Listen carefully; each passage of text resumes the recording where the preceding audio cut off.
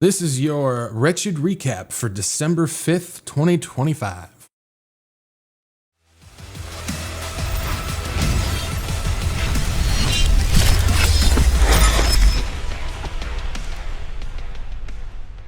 Hey, what's going on, guys? This is Zach, the Wretched Watchman, and I'm bringing you the Wretched Recap for December 5th, 2025.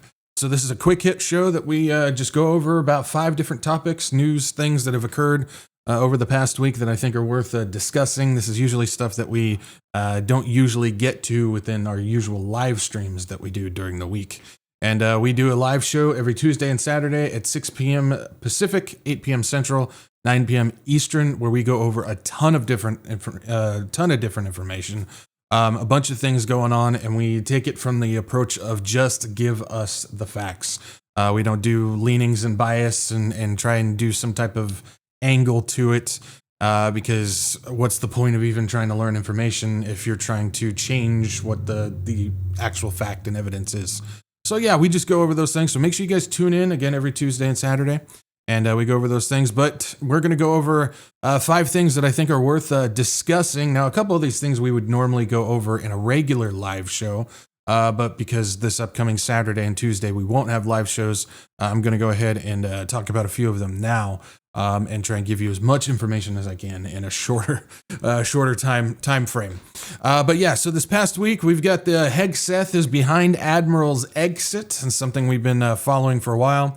We got a U.S. Pharma Deal with the UK. We got Trump Jr. And his Pentagon contracts.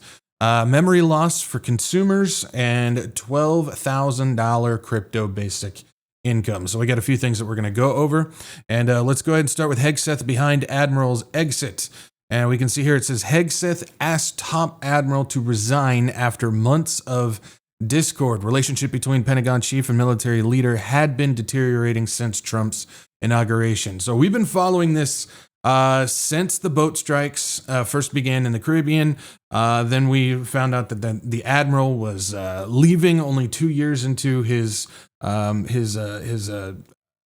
stay. I can't remember what it's called. His period that he's supposed to be operating in. He's only going 2 years, which is just crazy. Then we had countless lawyers be either moved or fired because they had objections to it. Then we started getting into what's going on with Project 2025, with that being part of the situation here in Venezuela with regime change with Maduro. Then we started to see that even with all the narco-terrorist stuff that's going on, we saw that Trump was pardoning other drug cartel people connected to drug cartels. He pardoned Juan Orlando Hernandez, who he's a drug lord from Honduras who helped funnel in 400 tons of cocaine into the United States. He's connected to El Chapo's group, which is connected to Maduro's group, but so we're getting conflicting reports of that. Then we had the report come out that Hegseth ordered a double tap, basically blew up a boat, found 2 people in the water and said just murder them.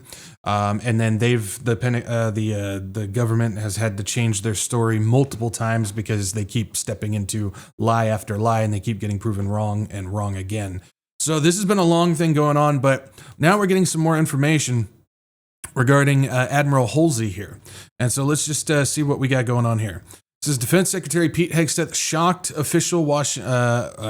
official Washington in mid-October when he announced that the 4-star head of the U.S. military operations in the Caribbean was retiring less than a year into his tenure. But according to 2 Pentagon officials, Hegseth asked Admiral Alvin Halsey to step down, a de facto ouster that was the culmination of months of discord between Hegseth and the officer. It began days after President Trump's inauguration in January and intensified months later when Halsey had initial concerns about the legality of lethal strikes on alleged drug boats in the Caribbean, according to former officials aware of the discussions. Not long after Hegseth announced that Halsey would be retiring. So again, his retirement came shortly after these strikes started happening. Now, we didn't get any information about why he was stepping down, why he was retiring, anything like that. All we knew is the timing of it and that he was indeed retiring. And he's still going until December 12th, I believe. So he's almost out of there, and he's just playing it professional and just saying what he needs to say. He's not, doing anything but at least on the public side of thing, we don't know what's going on the back end. But there was the idea from a lot of people that he was seeing what was going on and that it was illegal. Again, countless lawyers questioned and gave, within the council of the Pentagon, gave their recommendations saying, don't do this. There's a chance that the people who participate in this, they're going to be dealing with major legal problems. And basically all those who brought that stuff forward either were moved to other departments or were fired. We covered that stuff as well in various podcasts. But we have this going on. And so let's keep going and see what else we got. It says, while Hegseth has dismissed a number of high-ranking official leaders since taking over the Pentagon, of course they're doing that because he wants yes men, doesn't care if it's a lawful order, a legal order, doesn't matter what it is. You're going to do what they want you to do, otherwise you're going to get kicked out. This is authoritarianism 101, literally the first thing that you do.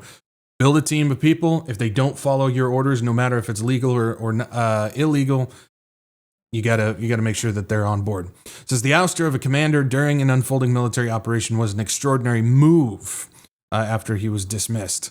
And it goes on to say the Admiral, a 60-year-old Navy helicopter pilot nicknamed Bull, had seemed a good fit to carry out Trump's military campaign against drug traffickers after the new president came into office. Halsey voiced support for stepping up interdiction of drug shipments and had experience at such missions. My first deployment to the Southcom area of responsibility was over 33 years ago, conducting counter-drug missions, he told lawmakers at a Senate confirmation hearing in September of 2024, arguing for a more muscular approach to dismantle the drug cartels responsible for tens of thousands of American deaths. Originally from rural Georgia, Halsey led a carrier strike group and during Trump's first administration served as the first commander of an international naval flotilla.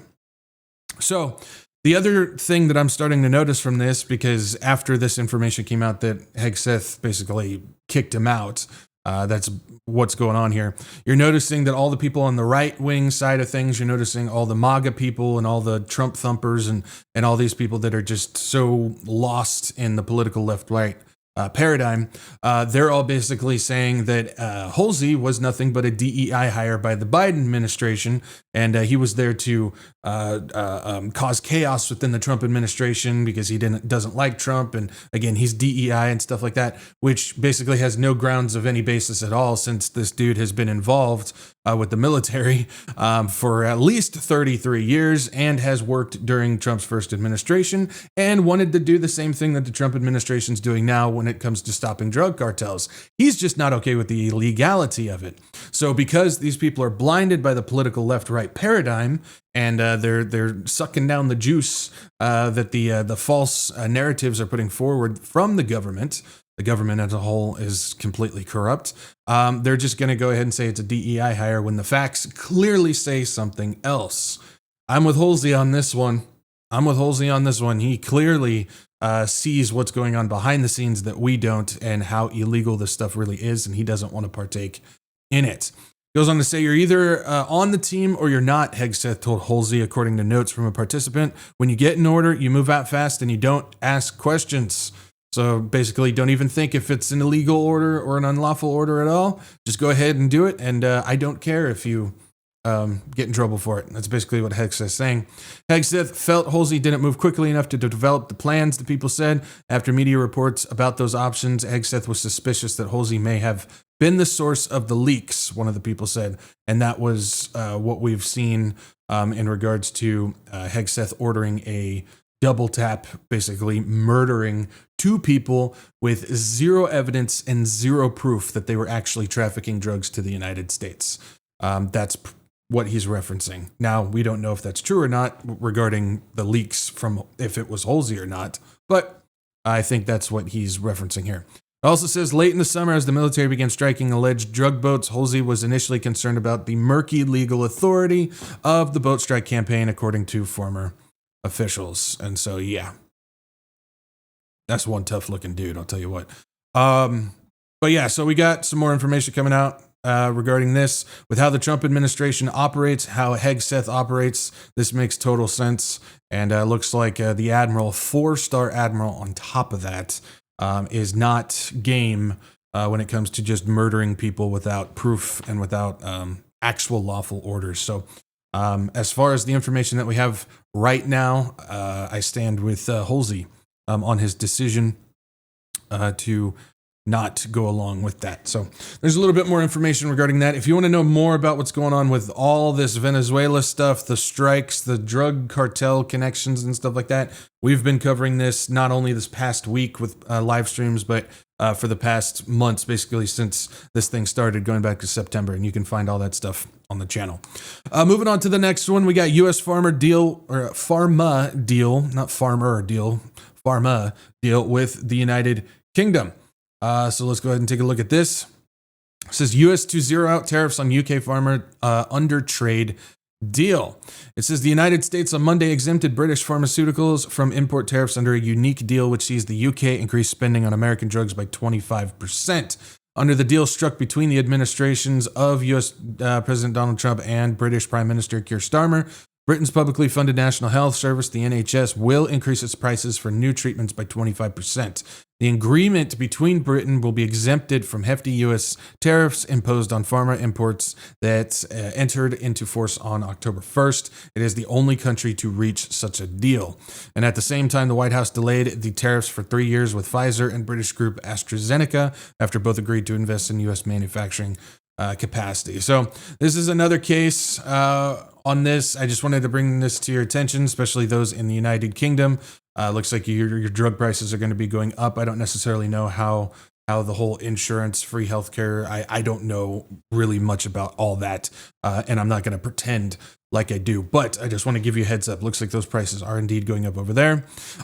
This is just another case of the Trump administration being fully on board with Big Pharma and making sure that deals and drugs continue to flow as they have. Of course, we know that Trump was involved with Crimson Contagion, which eventually became Event 201, which we know eventually became the 2020 COOF situation, which that was Warp Speed, which was involved with Big Pharma corporations. We know that Trump loves Albert Bourla of Pfizer and makes deals with AstraZeneca and several other ones. He started the Trump RX program, which has to do with making as much terrible chemical drugs available to people. We know that he struck deal with things like Ozempic and other drugs like that are causing serious problems with people's healths and stuff like that. So Trump is still continuing to move along with Big Pharma, even though we continue to get told the exact opposite by the MAGA and Maha crowds that Trump's against all that and everything.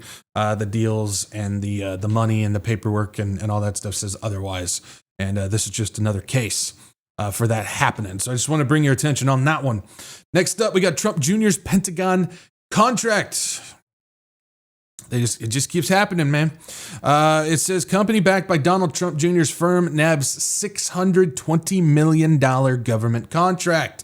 Vulcan Elements, a rare earth magnets startup backed by Donald Trump Jr.'s venture capital firm, 1789 Capital, has secured a $620 million contract from the United States Department of Defense, as reported by the Financial Times. The contract is part of a $1.4 billion partnership with the U.S. government and Re-Element Technologies to expand and boost the domestic supply of magnets.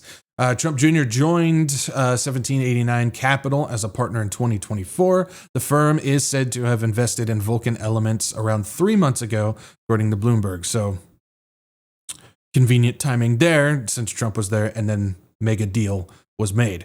It says this government contract represents the largest ever made by the Pentagon's Office of Strategic Capital. Financial Times reported this year alone, at least 4 1789 companies have received government contracts.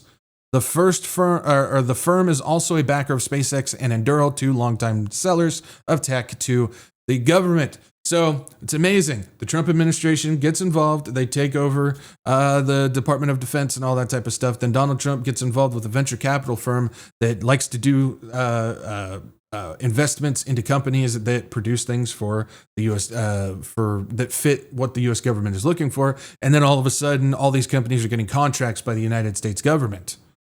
Well, anybody with a basic brain with at least 2 brain cells left and can apply critical thinking and just basic logic skills will know that obviously there's some under the table insider trading that is happening where, hey, I'm going to invest in these companies, then I'm going to do some bidding with my dad who's in control of the United States government, where we're going to start getting contracts to those companies. So I make a whole bunch of money. Simple as that. They've been doing it with crypto. They've been doing it with tech. They've been doing it with the Department of Defense. They've been doing it with all this stuff. But they go on to say Vulcan denied that Trump Jr. had any involvement with the contract negotiations, as did a spokesperson for Trump Jr., who said that he had no involvement in negotiations with the government on behalf of 1789's portfolio companies. And you know that is a steaming pile of dung. You know that that's what's going on. You know. I mean, it's clear as day. The only way that you're not going to admit that that's what's going on is you're just going to deny it to yourself. It's just clear. And this reminded me of another deal. We talked about this, I believe it was October, where Trump Jr. linked drone company wins Pentagon contract. October 24th. This is a little-known drone company backed by Donald Trump Jr. has won its largest contract from the Pentagon as the U.S. government expands its procurement of drones.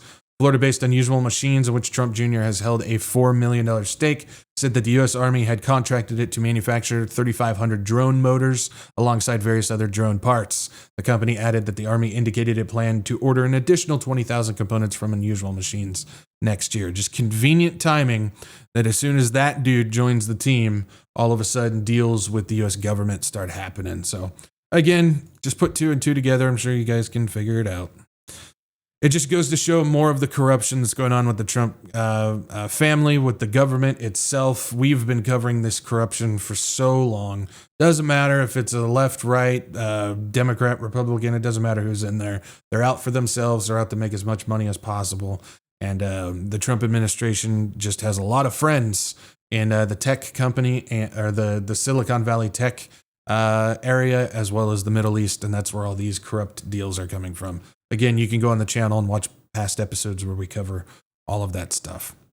All right, speaking of tech, let's go ahead and take a look at memory loss for consumers. Yeah, it's not exactly what you're thinking it is, but it is important to say the least. It says Micron to exit consumer memory business amid global supply shortage. This is going to have an effect on a lot of things, even though it's one of those small little topics or subjects or headlines that probably won't make much wave on the regular news for people.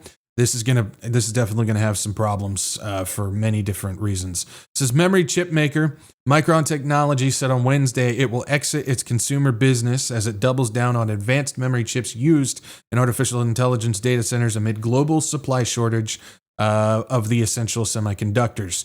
Micron's move to dissolve its consumer business comes against a backdrop of worldwide strain in memory supply chains, with tight availability of semiconductors ranging from flash chips used in smartphones to advanced high bandwidth memory, or HBM, employed by AI data centers. It will halt the sale of the Crucial units. Crucial is a brand of memory units, consumer traded products at retailers, e-tailers, and distributors worldwide, but will continue product shipments through the consumer channel until February of 2026. So why this is important is Micron Technology is only one of 3 companies that produce memory, which is random access memory. It's stuff that goes in your computer. It's stuff that goes in your phone. It's stuff that goes in your TVs. It's stuff that goes into all these electronic devices that usually have screens and take an input of some type. And these things will there's only 3 companies that create these things, and then other companies that usually have the names on it, like Crucial here, they put in the other components to make the actual thing run, and then they sell it under their name. So Micron builds the actual memory for the unit, and then Crucial builds the stuff around it, and then they sell it under the Crucial name. There's a whole bunch of them out there, but all of these companies that do RAM, do memory sticks and whatnot, they have to work through these 3 companies. But the problem is now there's only going to be 2 companies left that are building RAM components for consumer side things. That's stuff that we buy for computers and we buy for phones and tablets and TVs and all these other electronics that have RAM in there. There's only going to be 2 companies now that are producing that when there's already a shortage happening. And for somebody who kind of looks at the prices of what's going on when it comes to computer components and whatnot, I've seen over just the last year and a half, I think it's about the last year and a half, RAM sticks, which you can buy two 16 gigabyte RAM sticks, so 32 gigabytes of RAM. You could have gotten that about a year and a half ago, about $60. I'm looking online at the prices of these things. To get the same thing that would have cost $60 about a year and a half ago, you're looking at about $300. That's how high it's gone. And that's just for individual purchase of RAM sticks. When you start seeing this get applied to, if you're buying a computer or you're buying a laptop, you're buying a phone or whatever, the people who build those things, well, their prices are going up to buy those things to put in there, which means your price is going to go up as well. So with RAM going up, which is a major component for any unit that has a processing system in it, you need memory in order for it to work.